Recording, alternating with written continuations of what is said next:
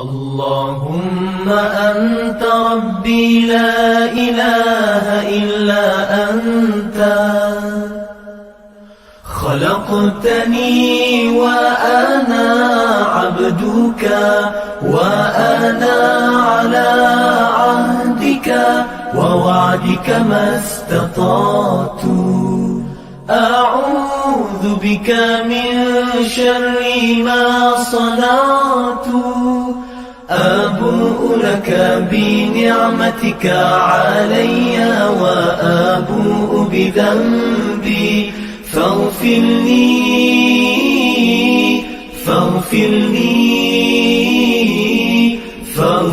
لي فإنه لا يغفر الذنوب إلا أنت. Ya Allah, Engkau Tuhanku, tiada Tuhan selain Engkau. Engkau ciptakan aku dan aku hamba-Mu, dan aku berada dalam janji-Mu menurut kemampuanku. Aku berlindung dengan-Mu. بسم الله الرحمن الرحيم. وإذ أخذ ربك من بني آدم من ظهورهم ذريتهم وأشهدهم على أنفسهم ألست بربكم قالوا بلى شهدنا أن تقولوا يوم القيامة إنا كنا عن هذا غافلين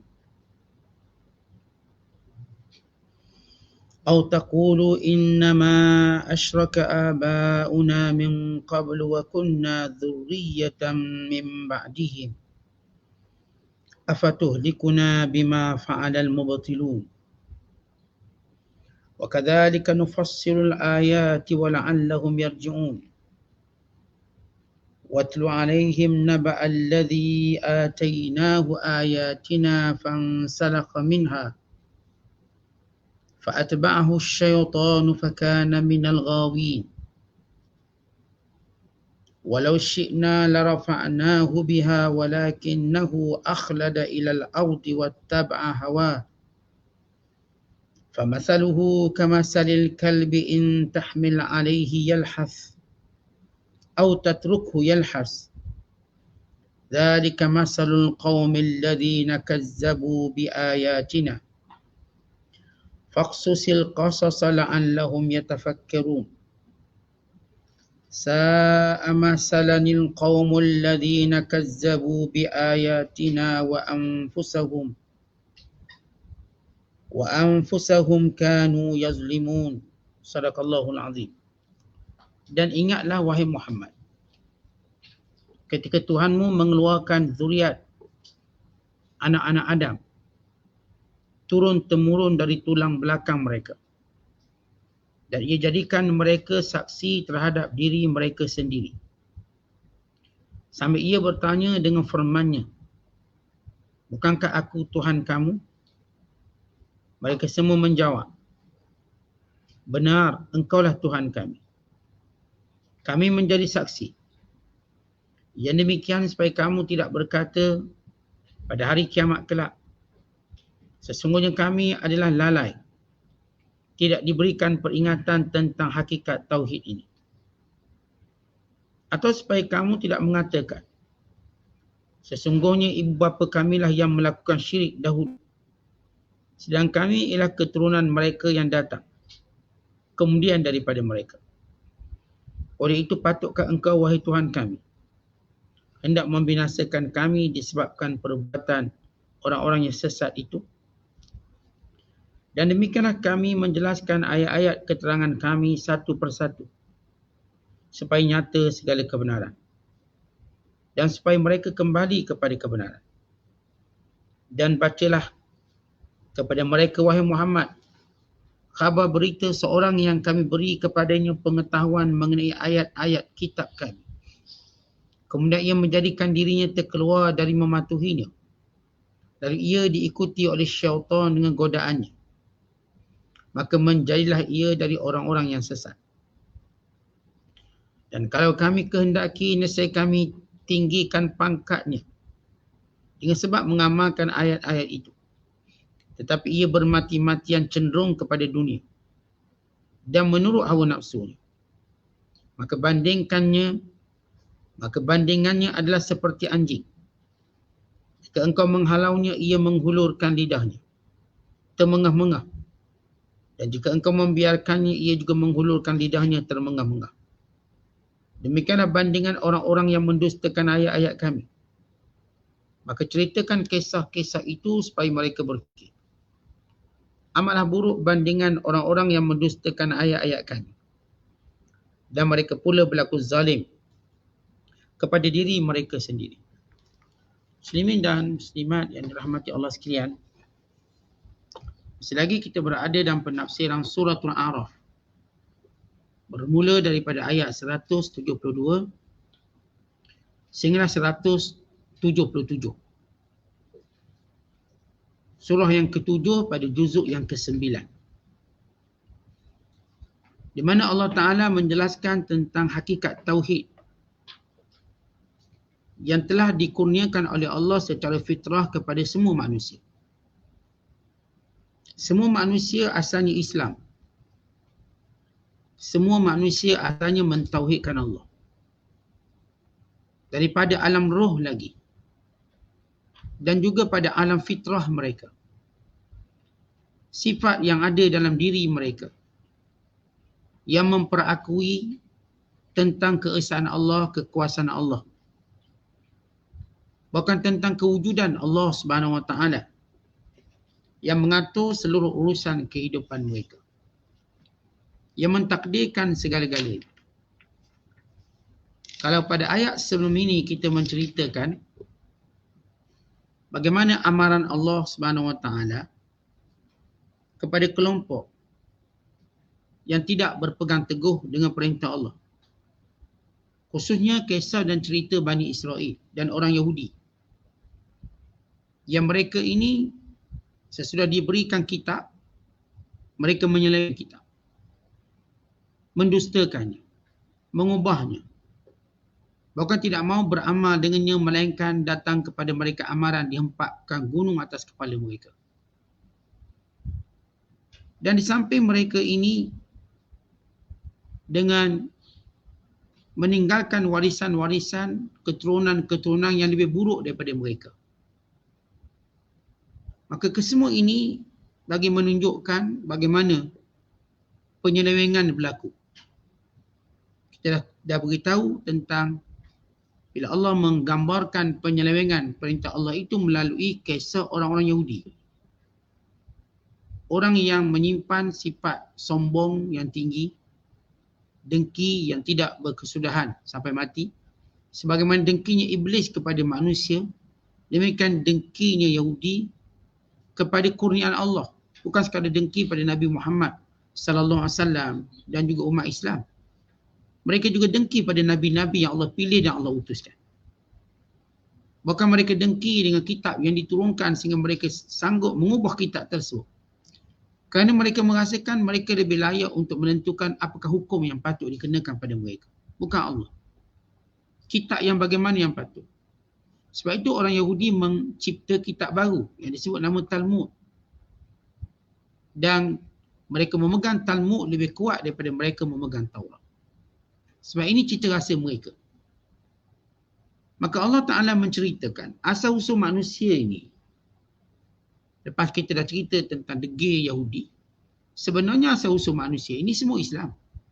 Fitrah mereka. Allah berfirman, wa'idh, dan ingatlah kejadian dan peristiwa. Akhadha rabbuka min bani Adam. Allah telah mengambil perjanjian daripada seluruh anak-anak Adam. Min zuhurihim zurriyatahum. Iaitu seluruh keturunan Adam, zuriat Adam. Allah himpunkan roh mereka semuanya, wa ashhadahum ala anfusihim. Lalu Allah meminta saksi atas keesaan Allah dengan firman-Nya, alastu bi rabbikum. Bukankah aku Tuhan kamu? Maka seluruh zuriat Adam di alam roh lagi berkata, qalu bala syahidna. Ya, bahkan kami menjadi saksi. Kata Allah, kami sengaja mengingatkan kembali kisah dan peristiwa ini supaya mereka nanti pada hari kiamat tidak berkata bahawa kami tak pernah diberitahu pun. Kita ni umpama orang yang besar yang lupa zaman kanak-kanak ni. Mak kita pun beritahu. Mak kita kata, awang, mu dulu masa kecil ada pernah cakap. Kalau mu masuk universiti, kalau mu kerja, mu nak tolong semua orang kampung. Orang ni kalau dah besar kan dia tak ingat benda yang dia cerita-cerita masa kecil dulu. Ya ke mak ni? Orang yang paling terpercaya mak dia. Ya, mak dia cakap. Mak ada simpan lagi yang kamu cakap. Mak rekod lagi apa yang kamu cakap. Mu kata kalau masuk universiti, kalau dah kerja nak tolong orang kampung. Jadi jangan kata kamu tidak pernah diperingatkan. Begitulah analogi mudah kita manusia. Sebelum kita ditiupkan roh di alam janin kita, Allah Ta'ala telah mengambil saksi pada seluruh manusia. Sebab itu dalam diri manusia ini ada tauhid. Tetapi kerana hawa nafsu yang menghijabnya, kerana cintanya pada dunia, kerana syaitan yang memainkan peranan yang agresif untuk menghijabnya daripada fitrah yang menjadi ciptaan Allah semula jadi dalam setiap diri manusia. Kan itu disebut dalam hadis-hadis yang banyak.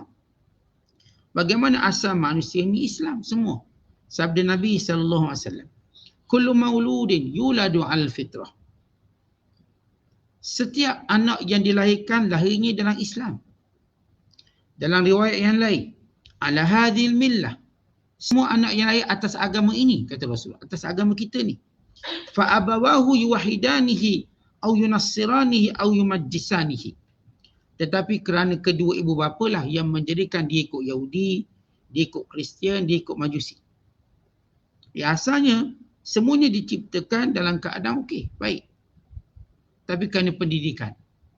Disebut dalam hadis yang lain, Nabi SAW bersabda, Allah Ta'ala berfirman, Inni khalaqtu ibadi hunafa'a. Aku jadikan hamba-Ku semuanya baik-baik belaka. Semuanya bertauhid kepadaku. Hunafa' artinya cenderung beribadat kepadaku. Faja'athumus syayatin. Maka datang kepada mereka syaitan. Fastalathum an dinihim. Lalu menyesatkan mereka daripada agama sebenar mereka. Wa harramat alaihim ma ahlaltu lahum. Dan dimulakan dengan dia mengharamkan atas mereka apa yang aku halalkan kepada mereka. Ini menunjukkan asalnya okey. Manusia ini memang dalam keadaan fitrah. Cuma dalam ayat yang kita bacakan ini ada dua pandangan ulama. Ulama menyatakan, pandangan pertama yang menyatakan bahawa ketika mana Allah Ta'ala menciptakan Adam, maka Allah keluarkan semua zuriat Nabi Adam. Daripada zaman Nabi Adam sampai hari kiamat. Maka keluarlah dia sebagai umpama biji-biji yang kecil. Maka Allah Ta'ala menghidupkan semuanya ini. Dan Allah berikan kepada mereka akal. Dan Allah mengilhamkan pertuturan ini dan jawapannya. Dan Allah Ta'ala berkata, bukankah aku Tuhan kamu? Maka semua roh-roh ini berkata, ya kamu Tuhan kami. Artinya Allah ingat balik kejadian kita. Kita tuan-tuan kalau tanya, ingat tak masa kita duduk alam ataupun dalam perut mak kita? Ingat tak zaman tu? Tak ingat. Siapa pernah ingat Ustaz? Saya pernah ingat Ustaz masa saya umur 3 bulan dalam perut, saya adalah tenang-tenang perut mak saya. Bohong. Melainkan ada orang tolong ingatkan ni. Mungkin mak dia, mu ni masa umur 3 bulan dah tenang perut mak. Mu ni masa umur 5 bulan dalam perut mak ni bergerak, cergas. Mak rasa macam dia orang berlari dalam perut mak ni. Artinya mak kita cerita. Tapi adakah orang tu dia ingat? Tak, kita lahir mana kita ingat. Jangan kata dalam perut. Umur 1 tahun tak ingat, 2 tahun tak ingat. Umur 3 tahun mungkin tak ingat. Macam mana kita ingat? Kalau hari ni kita ingat tengok balik gambar. Tengok video. Tengok video kita, mak kita ambil daripada mula kita lahir nangis, ayah kita ambil sampai sekarang. Gambar kita.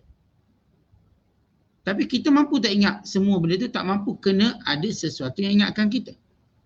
Maka ini Tuhan pencipta kita ingatkan kita. Dulu, waktu aku ciptakan Adam, lalu aku keluarkan semua zuriat Adam daripada belakang Adam. Keluar semua. Itu daripada, kita katakan, diturunkan daripada zuriat ataupun adbuz daripada tulang belakang atau disebut sebagai tulang sulbi Nabi Adam AS. Keluarkan semua zuriat. Kemudian zuriat ini diberikan akal dan diberikan soalan dan diilhamkan jawapan. Bukankah aku Tuhan kamu? Nah, ini pendapat yang pertama. Pendapat kedua menyatakan Allah Ta'ala menggambarkan bahawa segala ciptaan Allah atas muka bumi ini menunjukkan ada Tuhan. Manusia ni tuan-tuan boleh sampai kita pada akhir balik. Akhir kita nampak bumi ini menjadi dalil, saksi dan bukti bahawa ada Tuhan. Dan menunjukkan adanya Tuhan yang esa. Seolah-olah kita menyaksikan dengan fitrah akal kita, dengan pandangan kita, dengan perjalanan kehidupan kita bahawa Tuhan itu satu. Maka ini fitrah yang kedua.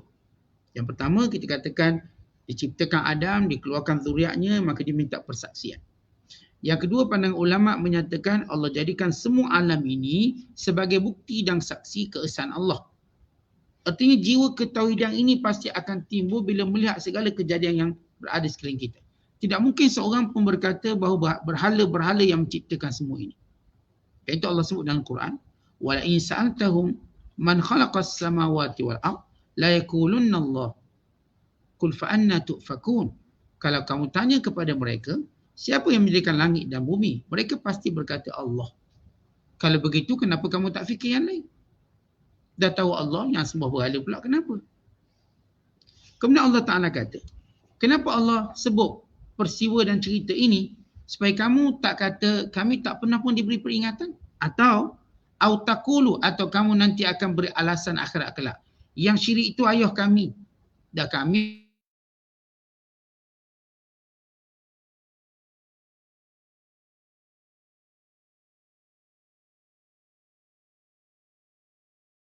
yang kamu.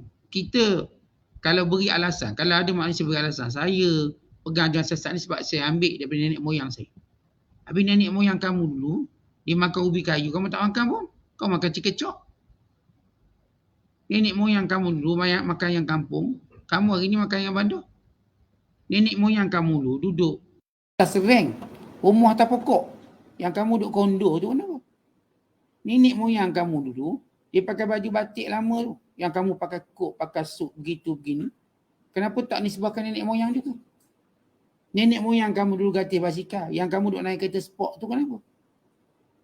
Nenek moyang kamu dulu ke laut. Pergi laut cari ikan. Yang kamu pergi ke laut cari kulit kerang tu kenapa?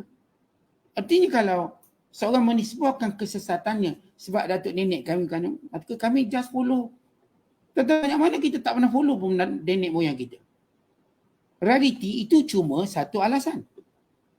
Betulkah kita ni tuan-tuan cenderung untuk ikut nenek moyang kita? Tak, kita tak cenderung pun ikut nenek moyang kita. Apatah lagi zaman itu berevolusi. Nenek moyang kita tak ada telefon pun.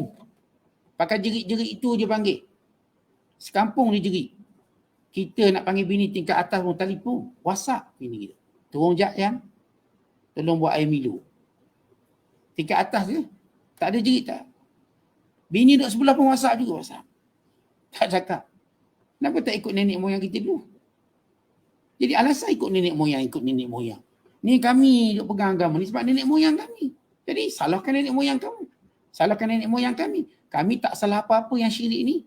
Nenek moyang kami dah turun macam ni, kami ikut. Maka itu tak akan jadi alasan yang kita sebut tadi. Tentu tak ada satu benda pun kita ikut nenek moyang kita sebenarnya.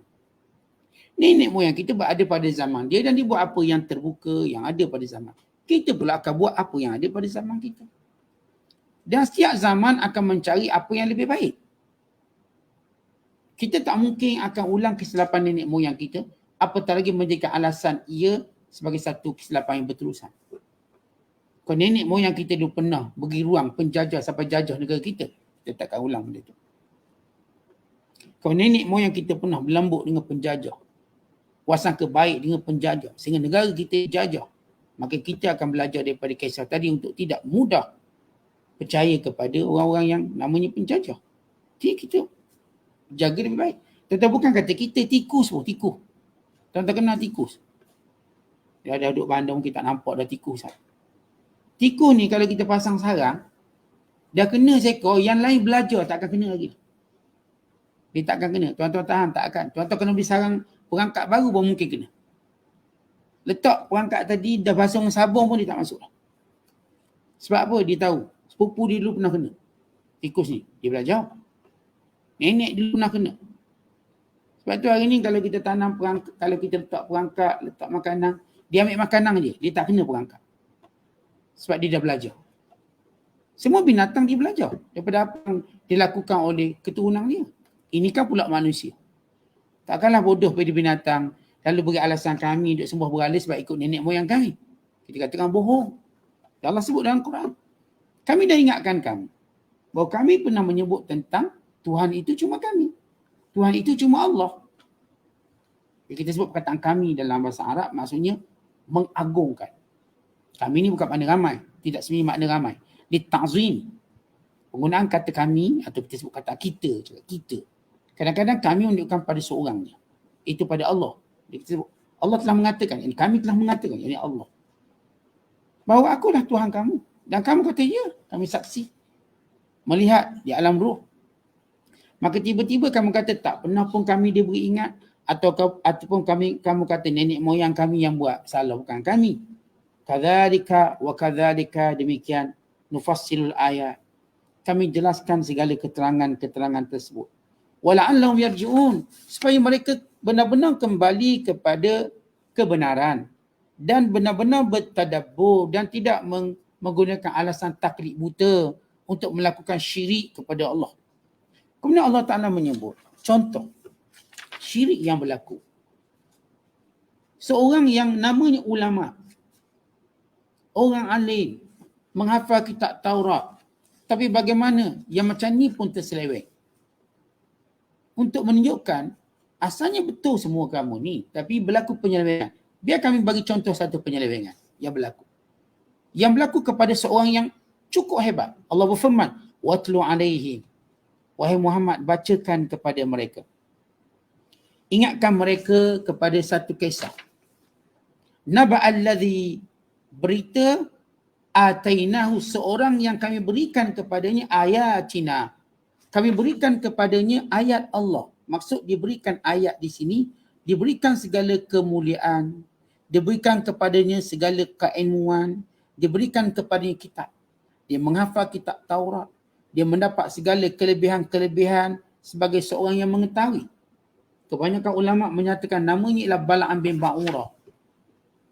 Bal'am bin Ba'urah ni anak murid kepada Nabi Musa AS. Dan Nabi Allah Musa AS mengirimnya kepada satu kelompok Kan'aniyun untuk mengajak mereka beriman. Tetapi bila mana Bal'am melihat kemewahan orang Kanaan, dia dulu daripada Mesir miskin kena tindas. Kemudian keluar daripada Mesir melintasi laut dan keadaan fakir miskin tak bawa barang apa. Tiba Musa suruh pergi pada bangsa Kanaan untuk berdakwah. Setengah riwayat menyebut negotiate dan Nabi Allah Musa akan memasuki negara mereka. Lalu Bal'am ini terpesona dengan kekayaan. Terpesona dengan kemewahan hidup. Maka dia menjadi salah seorang daripada golongan Kanani. Padahal di Bani Israel. Yang asalnya dia seorang yang merupakan anak murid pada Nabi Musa. Lalu menyeleweng. Dia dah pandai dah. Dia kitab Taurat pun dah hafal. Hukum hakam dah hafal. Dah pandai. Maka Nabi Musa hantar dia. Ini selepas penurunan kitab Taurat. Dia orang pertama yang antara yang paling awal memahami kitab Taurat. Maka dihantar untuk dakwah. Dihantar untuk negotiate.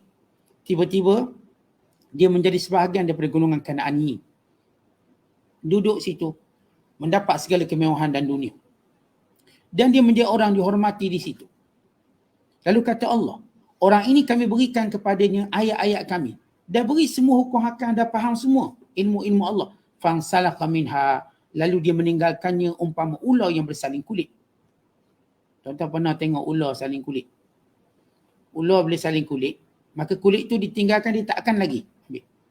Padahal kulit tu yang asal dia bergerak ke mana, ke sana ke sini. Sampai masa dia pun tinggal kulit yang pernah berjasa pada dia. Allah memberi perumpamaan mereka yang diberikan ilmu dan bijak. Dek kerana dunia, insalakha minha, sanggup tinggal agama. Fa'atba'hu syaitan, Dan bila meninggalkan ayat Allah, maka syaitan terus menguasainya. Fakana minal ghawin, maka jadilah dia orang sesat. Walau syi'na, kalau kami kehendaki, la rafa'nahu biha, kami akan angkat dia disebabkan mereka faham hukum hakamnya, ayat-ayat Allah. Walakinnahu, tapi dia ni kata Allah, akhlada ilal ard, lebih suka hidup di bumi. Lebih suka hidup di dunia, lebih cintakan dunia, wattaba hawa, dek kerana itu dia ikut hawa nafsu. Kita kan telah diberitahu berkali-kali, kita bukan hidup kat dunia. Kita nak hidup di akhirat. Dunia tempat laluan, dunia tempat ujian, dunia tempat kita cari bekalan, tempat kita lakukan amalan, dunia untuk kita buat amalan yang terbaik. Kan di dunia ini berlaku kematian. Akhirat tidak ada kematian. Di dunia ini bercampur aduk baik dan buruk, akhirat tidak. Bahkan Allah tunjuk dari awal lagi bila berlaku atas dunia lagi, bila kubur Islam tak akan bercampur dengan kubur orang kafir. Apatah lagi akhirat kelak. Orang Islam diasingkan daripada orang kafir dengan mendapat nikmat dan rahmat. Tapi dia ni kata Allah, akhlada ilal ard, dia ingat boleh kekal kat bumi. Wattaba hawa, dia ikut hawa nafsu dia. Famathaluhu, jadilah dia seperti anjing. Anjing, kalau sekiranya kamu beri air, dia menjelek, kamu tak bagi air, dia pun jelek. Dia dah dapat dunia pun menjelek lagi, nak lagi. Tak pernah puas hati. Yakni sifat tamak mula ada dalam diri dia. Tamak tadi gambarannya kata Allah bagaikan anjing. Tentang anjing ni kita nampak macam dia tamak kenapa? Sebab lidah dia jelek je. Atau dengan sifat tidak menghargai dan tak terima kasih. Kita beri air, dia jelek. Tuan-tuan tak beri air pun, dia jelek. Kerja dia menjelek, namanya anjing. Jelek dia lidah. Jadi inilah gambaran bila orang tu dah nak dunia, dia sentiasa akan rasa tamak dengan dunia. Seperti menjeleknya anjing. Atau sentiasa rasa tak puas hati sebagaimana menjeleknya anjing. Atau sentiasa menunjukkan gambaran yang buruk sebagaimana menjeleknya anjing. Kalau kita sebut asal daripada anjing tadi puluhan perangai buruk. Kalau kita tanyalah, baik anjing jelek itu maksudnya apa? Lawa tak muka anjing waktu dia menjelek? Jangan kata anjing kita kalau duduk kuliah dia jelek pun nak berhuduh.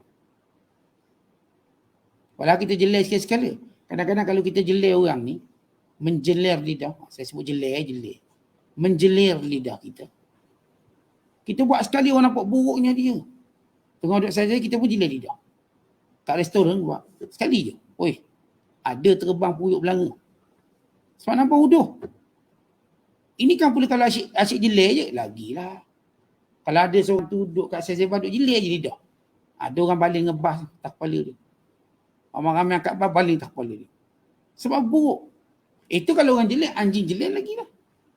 Menjelek-jelek. Allah nak beritahu buruk huduhnya orang yang sudah diberi agama tapi kerana cinta kat dunia sesat. Bayangkan Allah beri gambaran. Punca sesat kerana cinta dunia. Kalau ulama sebesar ini pun boleh sesat dengan dunia, jangan cerita anak uek ni. Jangan cerita yang kecil-kecil ni. Jangan cerita awak-awak kecil ni. Ni kapten ni kena. Kapten besar ni. Maka kata Allah, "Dzalika mathalul qaumil ladzina kazzabu bi ayatina." Itulah keadaan orang yang mendustakan ayat kami.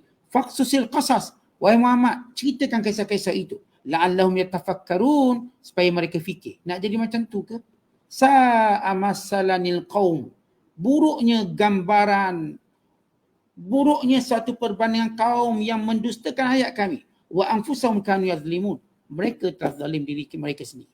Baik, kalau kita ambil kisah yang Bal'am bin Ba'urah, dia ada banyak kisah. Kita nak bawa cerita yang agak mudah dipahami.